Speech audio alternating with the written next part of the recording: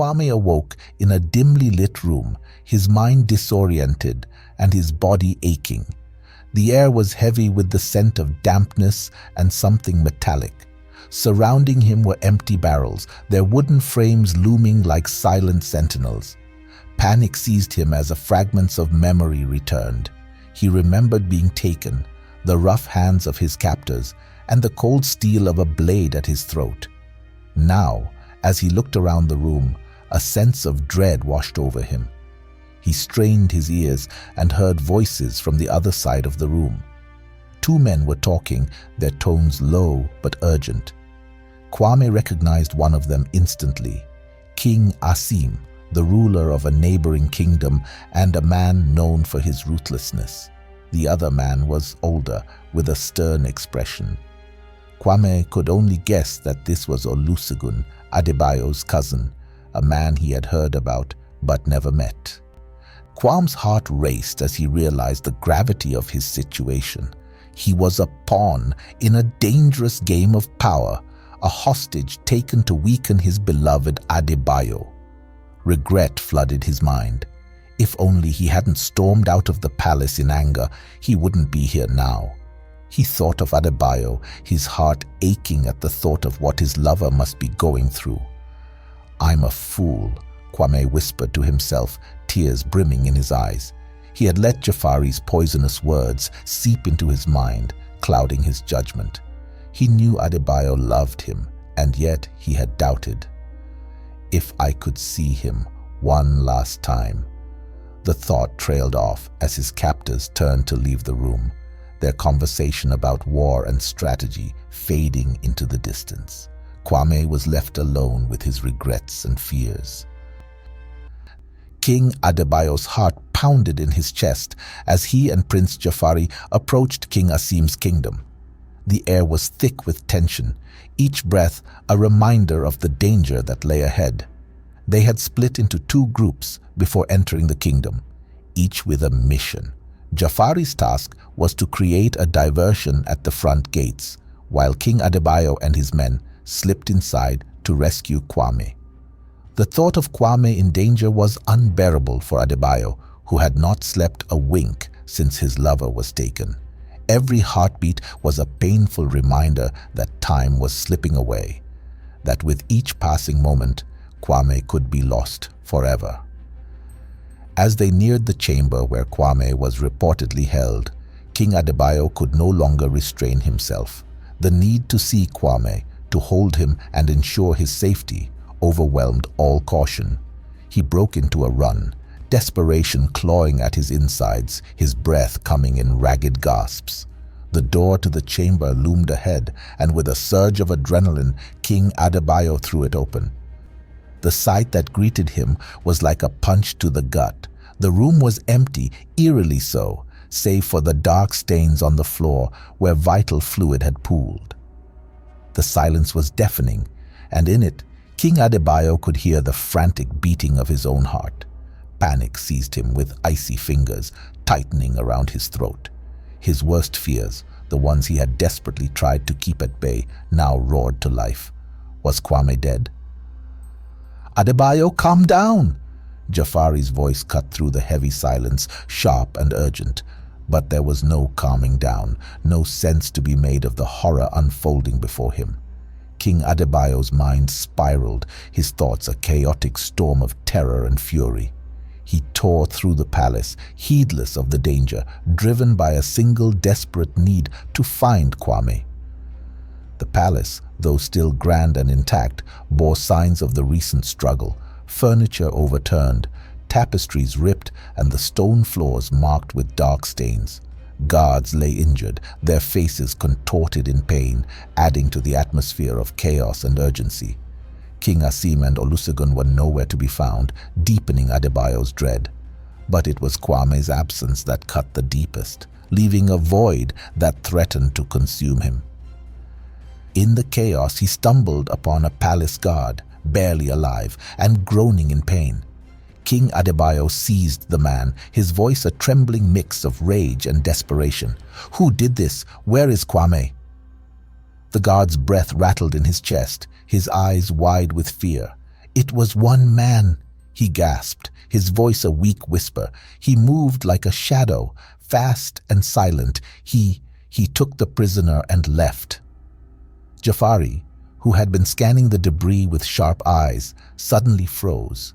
His hand reached down, and when he straightened, he held something small and shiny, a ring. His face went pale as he turned it over in his hand, recognition dawning with a horror that mirrored King Adebayo's own. He held the ring up for King Adebayo to see, his voice barely a whisper. This belongs to the Dark King. King Adebayo felt his blood turn to ice. The name alone sent shivers down his spine. The Dark King was more than just a ruler. He was a specter, a legend cloaked in terror and shadows. Stories of his kingdom, a land of perpetual darkness where fear reigned supreme, had chilled the hearts of men across the kingdoms of Africa. The thought of Kwame in his grasp, of his beloved trapped in that nightmarish place, was almost too much to bear. What does he want with Kwame? What does he want with me? I have never even met the man before. King Adebayo's voice cracked with fear. The stories he had heard about the Dark King were nothing short of terrifying. A ruler so feared that even other kings whispered his name in dread.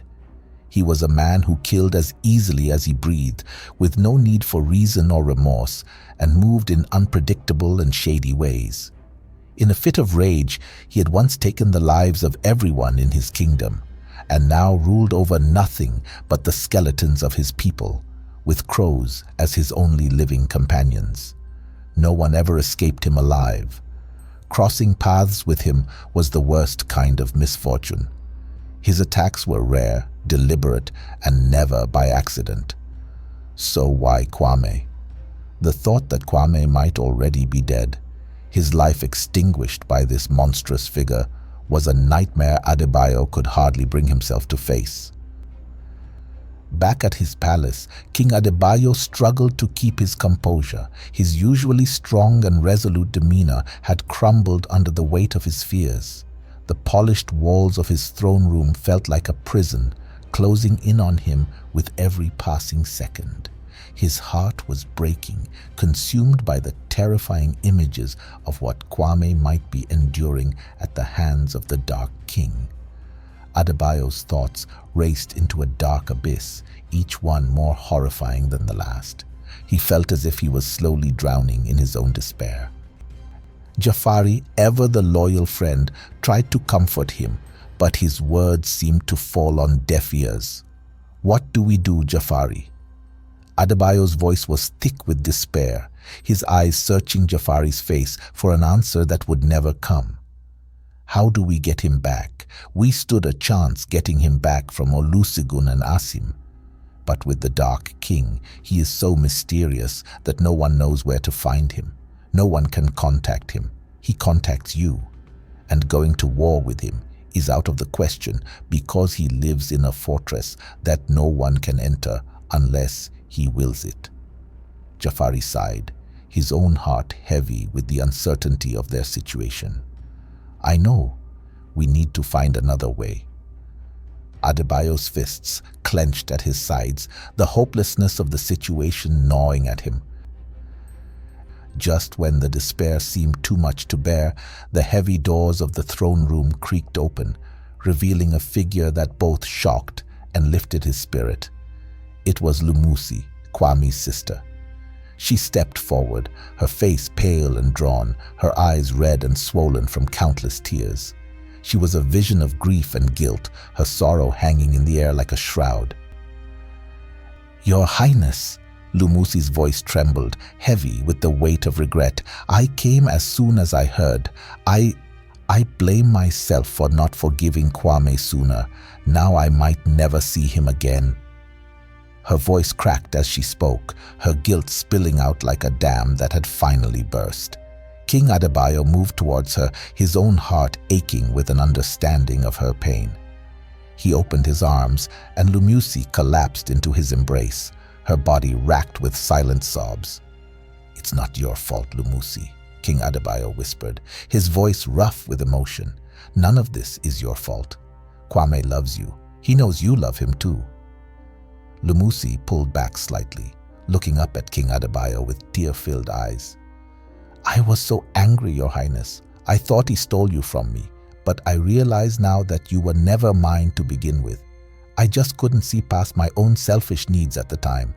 I shut him out at a time when he needed me the most, and now?" Her voice was barely a whisper as she added, "I only want my brother back." King Adebayo's throat tightened at the sincerity in her words. He knew how much this moment meant to Kwame, how much he had longed for his sister's forgiveness. It was a bittersweet revelation, coming at a time when Kwame's fate hung in the balance. Just as their emotional exchange was drawing to a close, a small, excited voice cut through the tension like a ray of sunshine breaking through dark clouds. "Lumusi!" Tayo burst through the door, his face lit up with a smile that was all teeth and joy as he ran towards Lumusi, his small legs carrying him as fast as they could. Lumusi turned at the sound of Tayo's voice, her tear-streaked face breaking into a tender smile. She knelt down to his level, catching him in her arms as he flung himself at her with the exuberance only a child could muster. "Tayo, my sweet boy," she murmured, hugging him close. "You've grown so much since I last saw you." Tayo beamed, his eyes shining with pride. "I missed you, Lumusi. I wrote you letters every day." Lumusi's heart swelled with affection as she pulled back to look at him. "And I read every single one of them," she replied, touching his face. "Your letters are the reason I came back, Tayo. I couldn't stay away, knowing how much you wanted me here." Adebayo watched the interaction with a faint smile, the brief moment of normalcy, a balm to his frayed nerves. But even as he took solace in this family reunion, the dark cloud of Kwame's absence loomed over him, refusing to be ignored. That night, as King Adebayo sat with Jafari in his office, strategizing their next move, a thought occurred to King Adebayo. He knew that contacting the Dark King was nearly impossible, but he wasn't ready to give up. He couldn't, not while Kwame's life was at stake. "There is someone who might be able to help us," King Adebayo said to Jafari. His voice was firm and a sliver of hope glimmering in his eyes. "Our old mentor. He has connections, even to the Dark King." Jafari looked at Adebayo, a spark of hope igniting in his own eyes. "It's a long shot, but it's worth trying," he agreed. Lumusi, who had been listening at the door, unable to rest while her brother was missing, finally entered the room. "I'm coming with you. I need to do this for Quame and for both of you." King Adebayo immediately refused, insisting that the mission was too dangerous and he couldn't risk her life. Quame would never forgive him if something happened to her, but Lumusi was resolute. There was a determination in her eyes that Adebayo hadn't seen before, a strength fueled by love and regret. Adebayo hesitated, torn between his instinct to protect her and the understanding that this was something she needed to do. After a moment, he nodded. "All right," he said, his voice softening. "We'll do this together." The next morning, as the first light of dawn crept over the horizon, the three of them set off on their journey to Sudan, where King Adebayo and Jafari's former mentor lived. The road ahead was long and fraught with danger, but they were united in their purpose.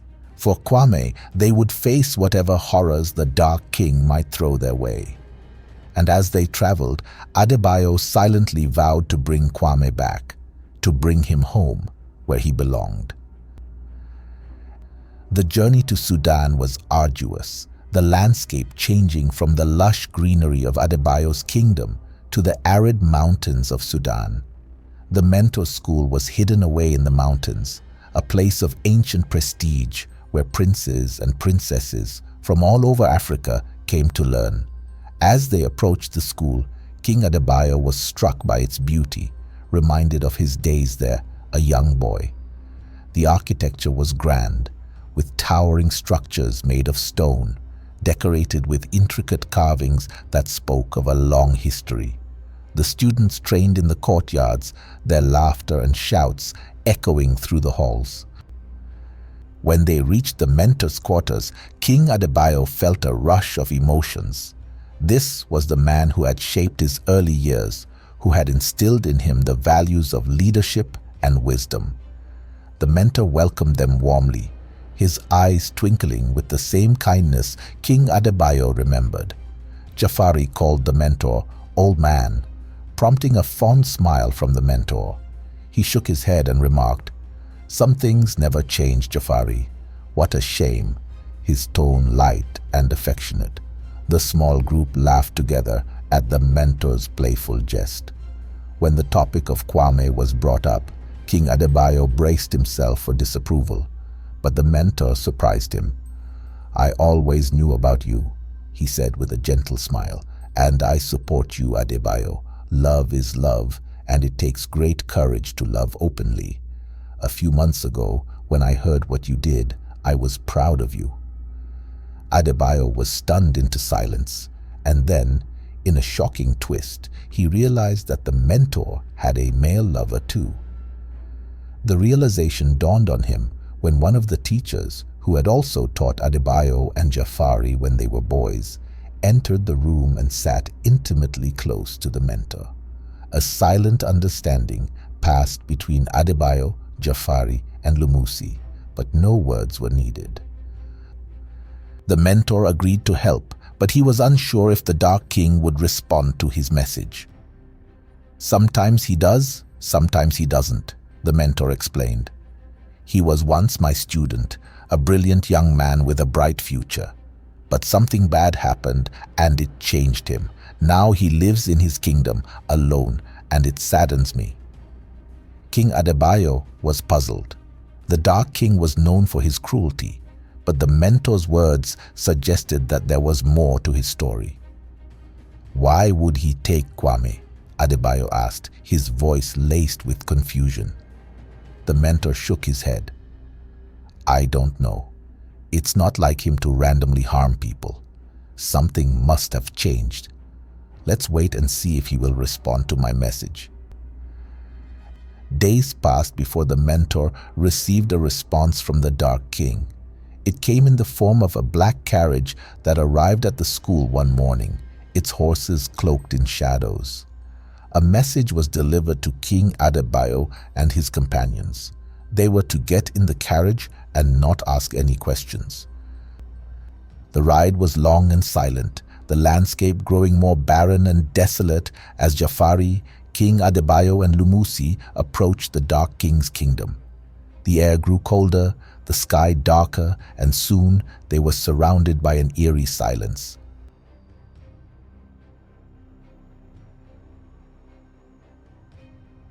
The kingdom stood before them like a towering monolith, its walls blackened and gloomy, the land around it devoid of life. King Adebayo shivered as they entered the kingdom. The streets were lined with skeletons, remnants of the people who once lived there. Houses stood abandoned, their walls scorched, and the air was thick with the scent of decay and sorrow. But even with the grim surroundings, King Adebayo's resolve did not waver. Quame was somewhere in this forsaken place, and nothing would stop him from finding his beloved.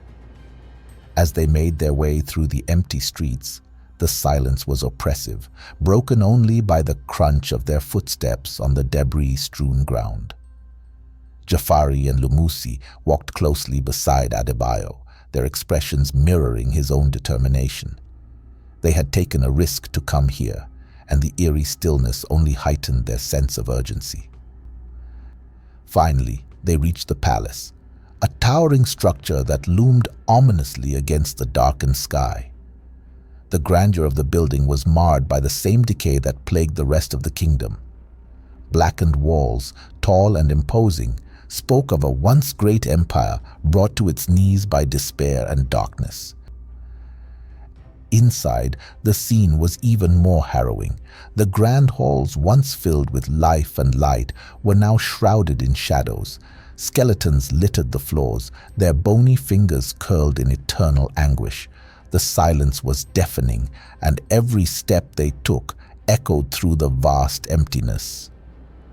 When they reached the throne room, they found the Dark King seated upon his throne, a solitary figure surrounded by death and a lone crow on his shoulder.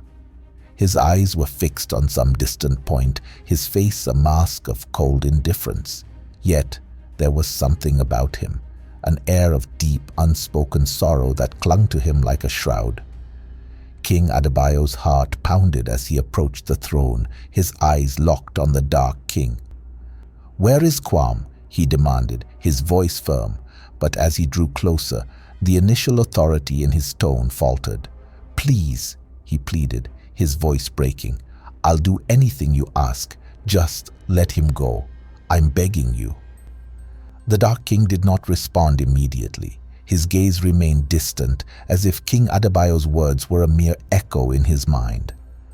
But then, slowly, he turned his eyes to Adebayo, and for the first time, there was a flicker of life in those dark orbs.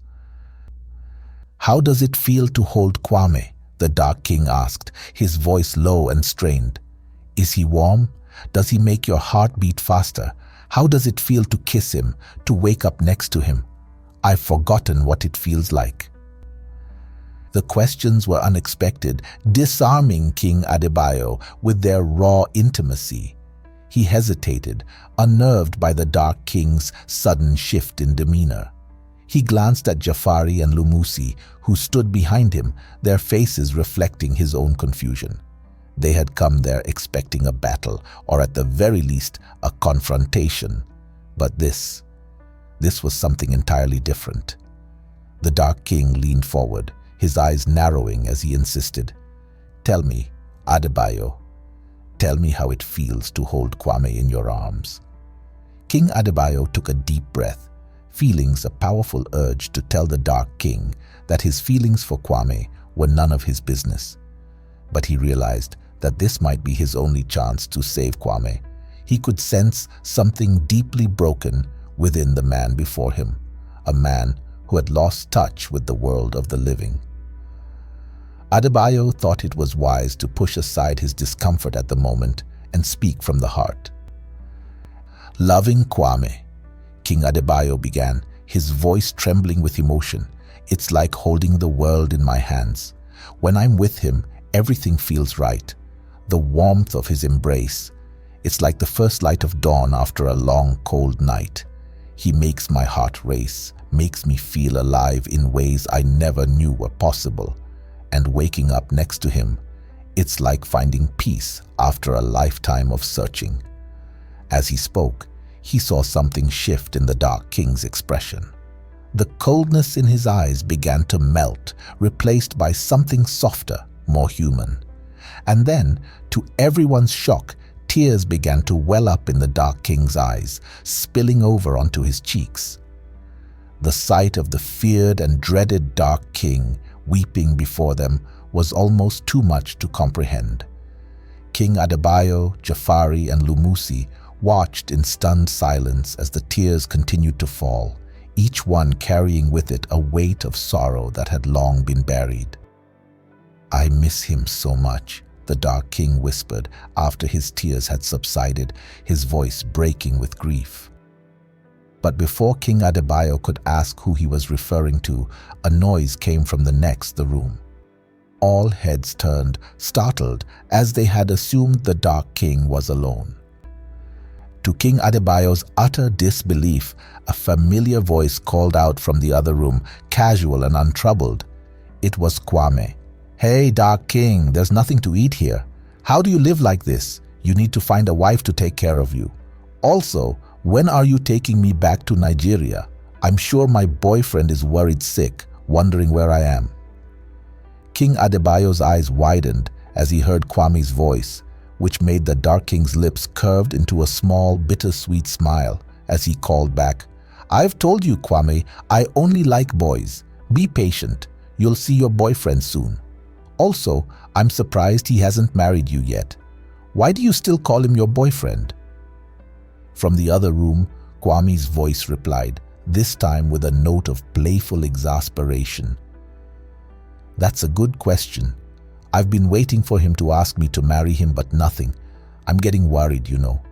Does he think I'm not fit to sit next to him on his throne? I know I can't give him babies, but—" "Kwame, will you marry me?" King Adebayo interrupted, his voice ringing out clear and strong, cutting through the tension in the room. There was a pause, and then the sound of something clattering to the floor in the other room. Moments later, Quame appeared in the doorway, his eyes wide with shock as he took in the scene before him. For a moment, Quame stood frozen, his gaze darting from Adebayo to Lumusi and Jafari, and finally to the Dark King, who sat quietly, watching the unfolding drama. "Ade?" Kwame's voice was filled with disbelief and joy, his heart pounding as he realized that this was not a dream. Adebayo was really here. King Adebayo didn't wait for another second. He closed the distance between them in an instant, pulling Kwame into a tight embrace. Tears streamed down their faces as they clung to each other, overwhelmed by the intensity of the moment. "Yes," Kwame whispered through his tears, burying his face in Adebayo's shoulder. "Yes, I'll marry you." As they held each other, lost in the joy of their reunion, Kwame turned to Lumusi. His face, illuminated with pure happiness, broke into a wide smile as he extended his arms to her. Lumusi rushed forward, enveloping him in a warm, loving hug. All three stood together, tears of joy flowing freely as they embraced, their hearts full of relief and gratitude. The darkness that had once hung over the palace seemed to lift, replaced by the radiant warmth of love and hope. Later that evening, they all gathered for dinner in the grand hall.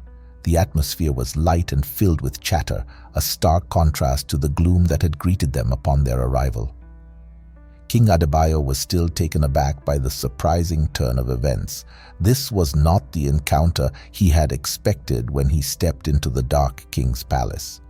He was pleasantly surprised to see how well Quame and the Dark King seemed to get along, their banter easy and familiar, as if they had known each other for years rather than mere weeks.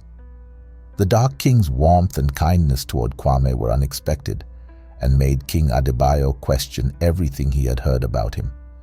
To him, the Dark King seemed like a man crying out for help. As they ate, the Dark King turned to King Adebayo, his voice calm but with a hint of emotion. "I had heard of your bravery, Adebayo," he said, "how you stood before your kingdom and declared your love for a man. It touched me.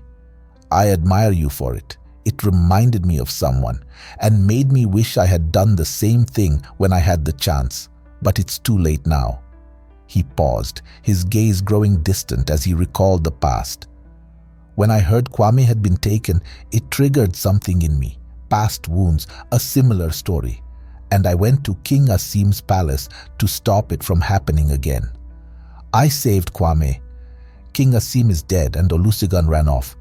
My intention was to return Quame to you, but I wanted to see how far you would go for him. I'm not trying to justify my actions, but I was intrigued by your boldness and courage." The room fell silent as he spoke, each word heavy with the weight of his past. The Dark King's voice grew softer as he continued. "I once had a Quame, you know. He was the kindest and most beautiful man you could imagine. They took him from me. Back then, I wasn't brave enough to stand by him, to protect him like you protect Quame, and I lost him. That will always be my biggest regret." Jafari, who had been watching the Dark King closely throughout the meal, felt a pang of sympathy in his heart. There was something deeply tragic about this man, something broken that called out to him. He found himself drawn to the challenge the Dark King represented, a man hardened by loss, yet still yearning for something more. He's cold. Yes, Jafari thought, but there's something appealing about him too, something raw and untamed. Jafari considered all the ways he could melt the ice around the Dark King's heart. He glanced at the Dark King, his gaze lingering a bit longer than necessary. There was definitely something about the man that intrigued him, something that made him want to reach out, to heal the wounds that time and the world had inflicted. The Dark King, sensing Jafari's gaze, looked up, meeting his eyes. For a brief moment, something unspoken passed between them. An understanding, a challenge, a spark of something yet to come. Jafari's heart skipped a beat, the thrill of the unknown sending a shiver down his spine. The Dark King hesitated and then looked away, shutting Jafari out completely, thinking that there was no room in his heart for anything but his grief, and no man, even if that man was as good-looking and as charming as Jafari, could ever change that or replace the love he had lost. As the night drew to a close, Adebayo and Kwame sat close together at the dinner table, their fingers interlaced, their closeness a balm to the wounds of their separation. The flickering candlelight danced in Kwame's eyes, highlighting the depth of emotion that welled up within him. He leaned in closer, his voice a tender whisper, carrying the weight of the days they had lost. "I never thought I would see you again, AD," he murmured, his tone a mix of relief and sorrow. "I thought I had lost you forever. I am so sorry I let Jafari's lies and my own fears poison what we share." King Adebayo's heart swelled, the intensity of his feelings for Quame flooding him all at once. He tightened his grip on Kwame's hand, his own voice thick with emotion as he gazed into the eyes of the man he loved. "I shouldn't have let you go," he whispered, his words a vow. "I'm sorry too, but I'm here now, and I promise I will never let you go again." Their eyes locked, and in that moment, words became unnecessary. The love between them was palpable, a living, breathing force that had weathered every storm, every doubt. They remained like that for a long while, simply taking in the presence of one another, savoring the warmth that had been missing for too long. The next morning, as they prepared to leave, the Dark King spoke with a somber yet resolute expression. "Quame belongs with you, Adebayo. I see that now. I only wanted to remember what it felt like to be loved, even if it was just an echo. I apologize for the inconvenience I have caused you." King Adebayo extended his hand in a gesture of peace. "Thank you," he said simply, his voice filled with gratitude.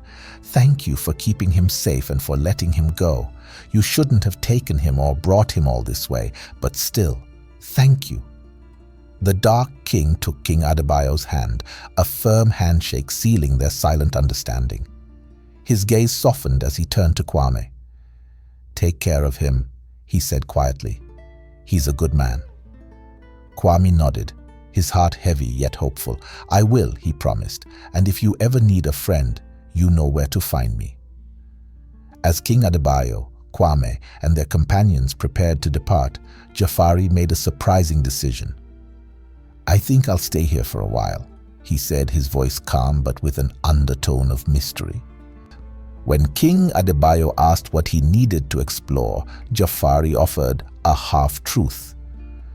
"I miss Sudan, and I'd like to spend some time at our old school before heading back home," he explained, though his true reasons ran much deeper. The truth was, Jafari had spent the entire night wrestling with his thoughts, knowing he would regret it forever if he didn't pursue the strange pull he felt toward the Dark King. The man had barely acknowledged his existence since the night before, which only fueled Jafari's determination. The Dark King's indifference irritated him, making him want to dig deeper, to unravel the enigma before him. But Jafari kept these thoughts to himself, choosing instead to let his companions believe the simpler explanation. King Adebayo and Quame and Lumusi bid him farewell and left. And as they rode away, the sun dipped below the horizon, casting a golden glow over their path.